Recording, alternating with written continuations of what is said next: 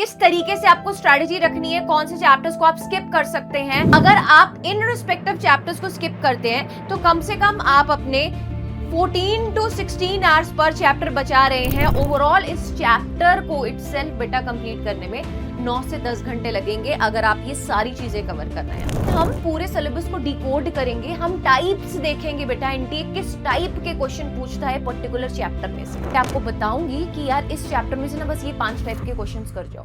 ये वीडियो उन बच्चों के लिए नहीं है जो सिर्फ और सिर्फ एक टारगेट लेकर चलते हैं, that is they want to score 180 out of 180 in their NEET physics examination.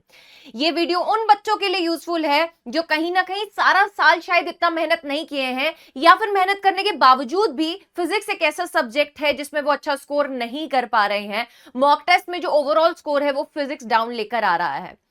तो किस तरीके से आपको स्ट्रैटेजी रखनी है, कौन से चैप्टर्स को आप स्किप कर सकते हैं। अगर आप 160 या फिर 155 के नजदीक, ये वाले स्कोर के नजदीक जाना चाहते हैं तो आप इस स्ट्रैटेजी को जरूर से फॉलो कीजिए। You can skip few chapters, I will be telling you in this video. And तक जरूर से बने रहें बेटा, क्योंकि बच्चों को इस टाइम पर बहुत ज्यादा एंजाइटी हो रही है फिजिक्स सब्जेक्ट को लेकर, तो मैं आपका ये एंजाइटी दूर करने आ गई हूं। So myself Arshpreet Kaur, your physics educator on NEET Infinity channel, and I am going to make sure that कि ये फिजिक्स की समस्या जो आप नीट एग्जाम में फेस कर रहे हैं, इससे आप जो है परमानेंट इलाज पालें। यानी कि एक ऐसी स्ट्रैटेजी बेटा कि जिससे आपको ये पता चल जाएगा कि अगर आप इन रिस्पेक्टिव चैप्टर्स को स्किप करते हैं तो कम से कम आप अपने 14 to 16 आवर्स पर चैप्टर बचा रहे हैं, और उन्हीं 14 to 16 आवर्स में आपको ऐसा क्या करना है कि आप 155 to 160 स्कोर के नजदीक पहुंच जाएं। तो ये बहुत ही मेजर टर्निंग वीडियो रहने वाला है आपके लिए, एंड तक जरूर से देखना। और अगर आप चाहते हो इसी स्ट्रैटेजी के साथ मूव करना और इन चैप्टर्स को डिटेल में पढ़ना मेरे साथ, तो please make sure that you subscribe to the channel and press the bell icon. So let us start with no more time waste is the basically slogan of this video बेटा।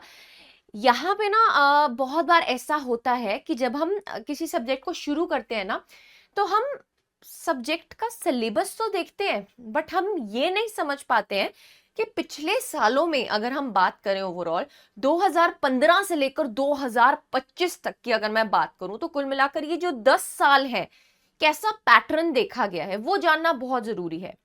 NTA क्या सोचता है paper बनाने time, NTA कौन से chapters को अपने favourite list में रखता है, कौन से चैप्टर्स को वो समझता है कि यार ठीक है इसमें से अगर क्वेश्चन नहीं भी देंगे तो भी चलेगा, तो वो जानना आपके लिए बहुत जरूरी है। तो कहते हैं ना यार कि hard work is important but smart work is equally important. तो आज हम हार्डवर्क के साथ साथ स्मार्ट वर्क भी सीखेंगे।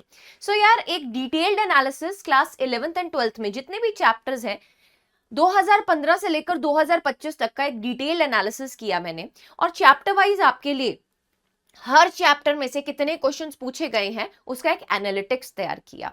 सो अगर हम क्लास 11th की बात करते हैं, क्लास 11th वाले पोर्शन की बात करते हैं for your NEET physics, so basic mathematics, vectors, ये सब चीजें बहुत बेसिक हैं बेटा। इससे एज सच कुछ इंडिपेंडेंट क्वेश्चन नहीं पूछा जाता, बट यस इनकी एप्लीकेशंस जो है वो ओवरऑल चैप्टर्स में लगती हैं, ठीक है।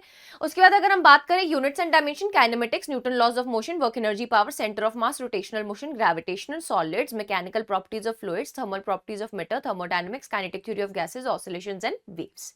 अब यहाँ पे मैंने 3 चैप्टर्स को रेड मार्क किया हुआ है।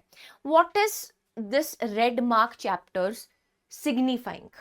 अगर आप यहां पर मैकेनिकल प्रॉपर्टीज ऑफ फ्लूइड्स देखेंगे, अब ये चैप्टर इतना बड़ा है बहुत सारे बच्चों को समझ में भी नहीं आता है। A lot of students are disturbed from this chapter कि दीदू हम पढ़ तो लेते हैं बट इसमें कॉन्फिडेंस नहीं आता, क्वेश्चन अटेम्प्ट नहीं होता। मेरी जान, अगर आप 180 आउट ऑफ 180, मैं फिर से बोल रही हूँ 180 आउट ऑफ 180 टारगेट नहीं कर रहे हैं, आप 155 टू 160 स्कोर करना चाहते हैं, तो आप इस चैप्टर को स्किप कर सकते हैं।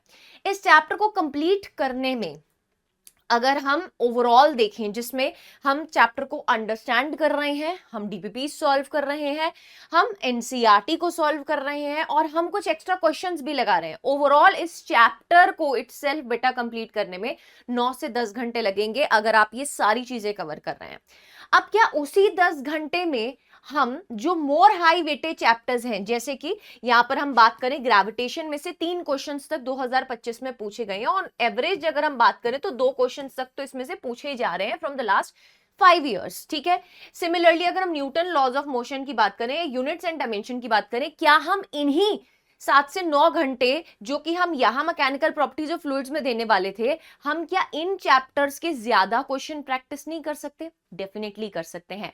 इसी को बोलते हैं स्मार्ट वर्क। सो बेटा, आप मैकेनिकल प्रॉपर्टीज ऑफ फ्लूइड को अपनी जो लिस्ट है, प्रेपरेशन लिस्ट ऑफ है ना चैप्टर्स है, उसमें सबसे लास्ट में रखिए, ठीक है।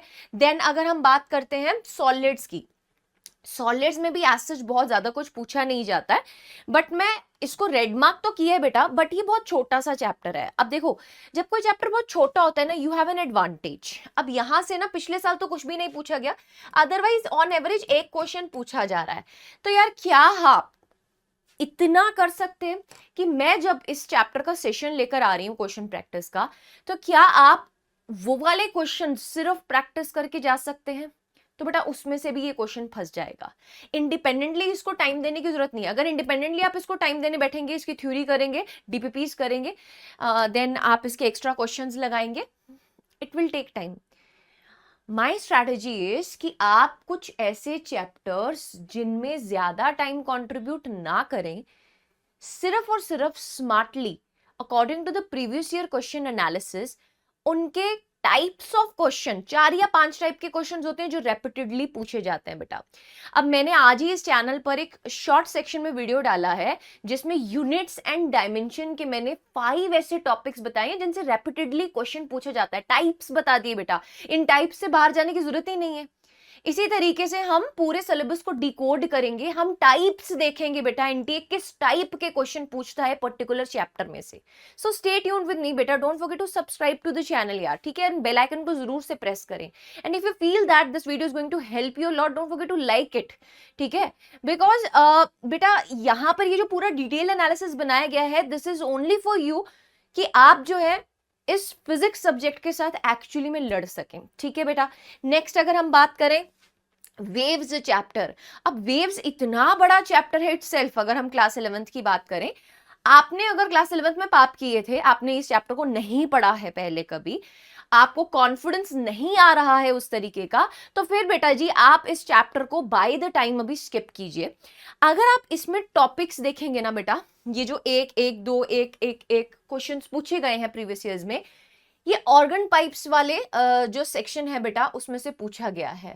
तो अगर आप स्मार्टली सिर्फ और सिर्फ उन टॉपिक्स के ऊपर टारगेट करो, कुछ पर्टिकुलर सेट ऑफ चैप्टर्स में से, जहां से आपको इसके अलावा क्वेश्चन बनने के चांसेस नहीं है, तो बेटा आपका टाइम भी सेव होगा, आपका टाइम वेस्ट नहीं होगा, और साथ ही साथ आप स्किप भी कर पाओगे चैप्टर्स को, and eventually you will come near to your score, that is 155 to 160, ठीक है।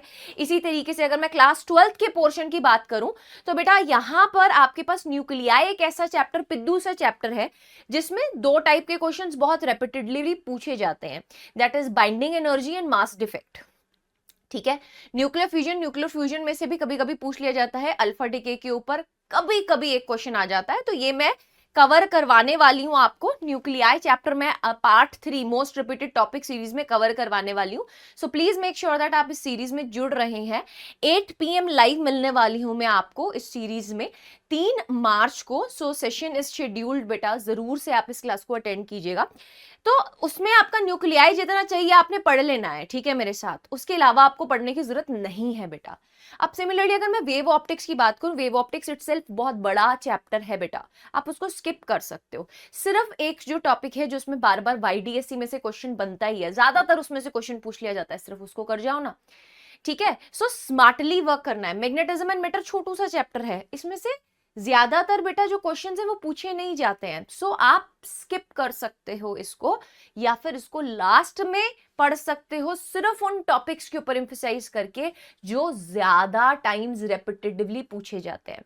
तो एक मिनी शॉर्ट सीरीज अपनी चल रही है जिसमें हम शॉर्ट सेक्शन में चैप्टर वाइज डिकोड कर रहे हैं, जिनसे ज्यादा टाइप्स ऑफ क्वेश्चंस मैं सारे चैप्टर वाइज बेटा जी ऑलमोस्ट कवर करूंगी, जहां पे आपको बताऊंगी कि यार इस चैप्टर में से ना बस ये 5 टाइप के क्वेश्चंस कर जाओ। That is going to be really helpful for you, ठीक है।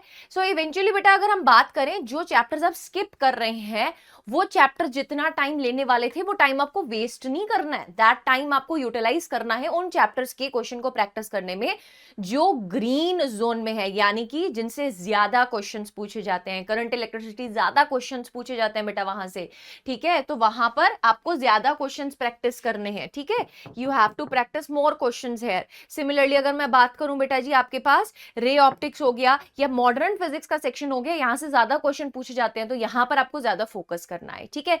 सो विद दिस बेटा मैं और मेरी पूरी टीम मिलकर ये मेक श्योर कर रहे हैं दैट हम आपको आपके ड्रीम स्कोर की तरफ लेकर जाएं। उसके लिए we are taking regularly classes on this channel, so please make sure that you are following us, and ये 35 मोस्ट इंपॉर्टेंट टॉपिक सीरीज को जरूर से फॉलो करें।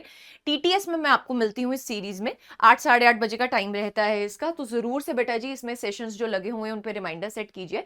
You can join the Telegram channel for notes बेटा, इसका link आपको मिल जाएगा description box में, एंड इन्फी नोट्स को आप जो है वो ज्वाइन कर सकते हैं। इन्फी नोट्स हेल्प करते हैं आपको एक्चुअली में एनसीईआरटी डिकोड करने के लिए। बायोलॉजी में एनसीईआरटी इज रियली इंपॉर्टेंट मेरी जान, और अगर आपको पूरे चैप्टर्स के एनसीईआरटी हाइलाइट्स मिल जाएं, इसका लिंक आपको डिस्क्रिप्शन बॉक्स में मिल जाएगा।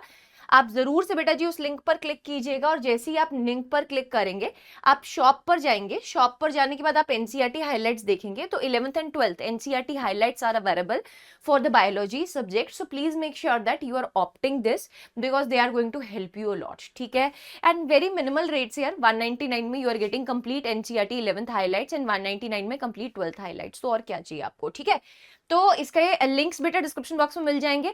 मोटिव वाज ओनली वन की to tell you which chapters to skip and how to skip. Skip करना भी है बट पूरा भी नहीं करना है, स्किप किस तरीके से करना है, कौन से टॉपिक्स कवर करने हैं, किस तरीके से हम आगे चलने वाले हैं, सब बताया आपको इस वीडियो में। तो एंड तक जुड़े रहे आप, आपके लिए बहुत बहुत बेटा विशेष है मेरी साइड से दैट आप नीट 2026 में सिलेक्शन ले जाएं। Wish you good luck, stay tuned.